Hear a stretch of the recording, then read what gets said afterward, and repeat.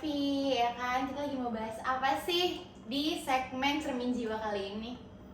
Bahas apa, Jan? Kira-kira apa sih yang lagi populer, or mungkin banyak orang yang di sana yang lagi cari-cari healing di luar sana, tapi bingung mau ngapain dan tentang apa?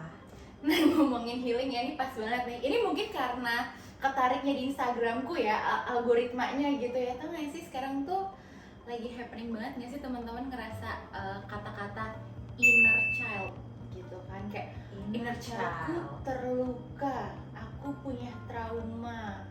Terus yang kayaknya kenapa sih aku bersikap itu karena inner child gue, inner child. Jadi kayak aku ngerasanya itu kayak lagi digadang-gadangkan gitu loh. Bentar, tapi kok sounds like kayak pembenaran ya? Maksudnya barusan tadi ngomong kayak gitu, kayak ini karena inner childku, ini karena begini gitu, kok jadi kayak pembenaran ya? Iya, makanya Mbak Novi, aku tuh dengernya juga lumayan banyak sih, maksudnya yang seperti itu. Dan makanya aku pengen bahas inner child sih sebenarnya. Jadi mungkin kalau dari sisinya Mbak Novi gitu ya, bisa jelasin atau ceritain ke teman-teman gitu, sebenarnya tuh yang dimaksud inner child sendiri itu apa sih gitu. Jangan sampai si kata-kata inner child ini akhirnya menjadi misperception dan akhirnya makin meluas misperceptionnya itu gitu. Iya, kalau kita ngomong tentang misperception sih sebenarnya memang tidak ada benar, tidak ada salah ya.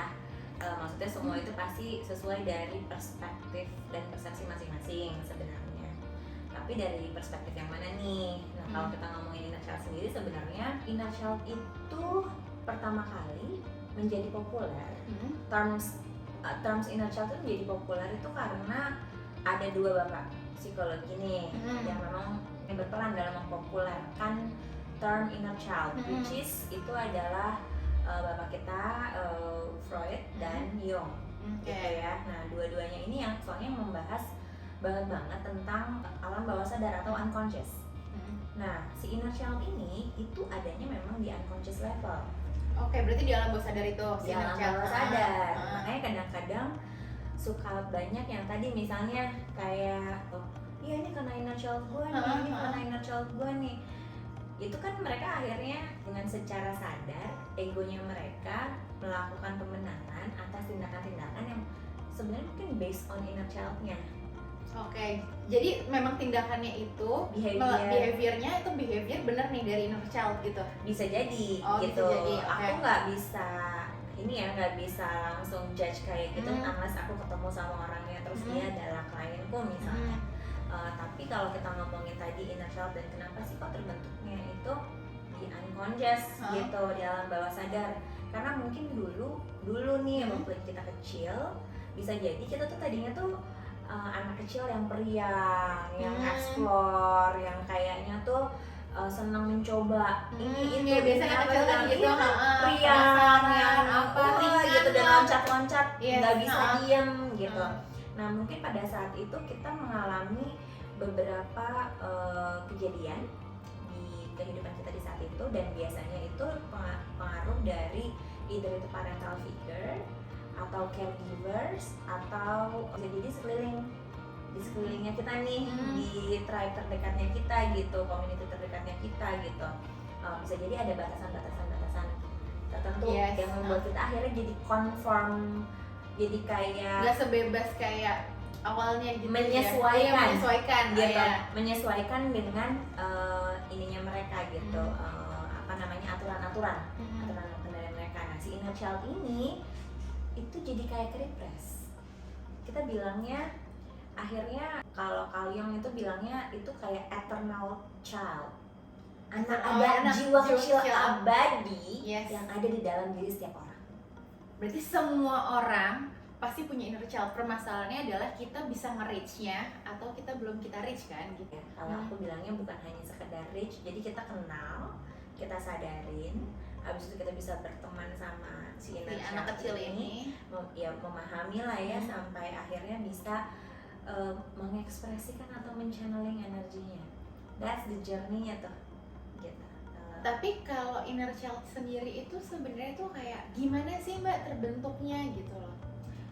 Tadi aku bilang pada saat iya kan apa namanya, ada parental figure, ada caregiver dan segala macam. Tapi maksudnya ngebentuknya itu gimana, dengan apakah karena kita menyesuaikan dengan lingkungan kita baru terlahir si inner child ini? Apa contohnya deh Mbak, contohnya? Bukan, maksudnya bukan muncul lahir si inner child, bukan lahir kalau aku bilangnya.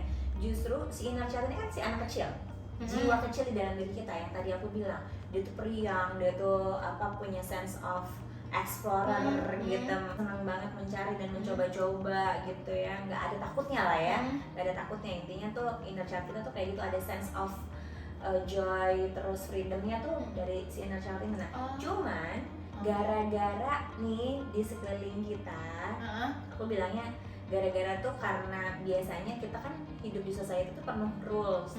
Nah, rules ini pertama kali dikenalkan kan sama parental figure kita. Yes, ya kan? Terus diperkenalkan sama caregiver, diperkenalkan sama society, apalagi usia-usia masuk sekolah ya, apalagi kalau misalnya anak-anaknya nih, kalau ada orang tua di sini lagi nonton, mereka punya anak atau teman-teman atau di sini punya anak yang masih usia di bawah 5 tahun udah mulai sekolah, itu juga sudah mulai dikenalkan berarti di usia-usia itu. Nah, ketika rules itu dikenalkan pada si anak kecil ini, jiwa kecil ini, akhirnya dia mau nggak mau kayak menyesuaikan. Si jiwa kecil ini dikubur, jadi bukan lahir, justru dikubur, direpres, dikubur. Oh gitu. Jadi kita anggap kayak nggak ada gitu, seolah-olah gitu si jiwa kecil ini. Dan karena kita akhirnya ngedevelopnya si ego itu dengan si rules-nya dari sekelilingnya. Yang kita develop akhirnya ego memang, tapi ego ini biasanya karena si inner child ini di-repress, pertama kali terjadi fiksasi, kita bilangnya ada rules terus ada limitation, akhirnya terjadi fixation. Fiksasi itu apa? Fiksasi itu kayak semacam kejadian-kejadian bikin si jiwa kecil ini mau nggak mau kayak mengubur itu. Jadi kayak apa namanya, aku bilangnya mungkin traumatic experience. Simple itu ya. Ya kayak soalnya jadi trauma ya gitu. Mungkin kalau buat kita sekarang ngalamin kejadian itu kita nggak trauma, tapi anak kecil itu bisa jadi, si jiwa kecil kita itu bisa jadi trauma karena waktu itu dependensi si anak kecil ini amat sangat tinggi kan terhadap parental figure, terhadap apa namanya caregiver ataupun society-nya dia, tribe terdekatnya dia gitu. Nah, ketika dependensi terlalu tinggi pada saat itu, bisa jadi dia langsung melihat itu sebagai sesuatu yang traumatik. Contoh misalnya lagi di oral fiksasi usia 0 sampai 2 tahun. Kan itu kan masa-masanya si anak itu mendapatkan ASI dari ibunya. Kebutuhan ya. Nah, ketika dia lapar, ketika dia haus gitu, terus nggak dikasih, atau bahkan dia misalnya cuma sekedar dia udah nangis, pengen, tapi ibunya tuh kayak mentingin kerjaan yang lain dulu gitu loh. Sebelum ngambil anaknya, gitu. Aduk tanggung misalnya kayak gitu. Itu inner child-nya sudah merasa tidak dipenuhi kan kebutuhannya, itu fiksasi. Di situ jadi fiksasi ya. Iya, atau kalau misalnya dia kayak disapih nih, nggak kena di stop nih ASI-nya gitu, tapi di stopnya juga tidak secara gentle.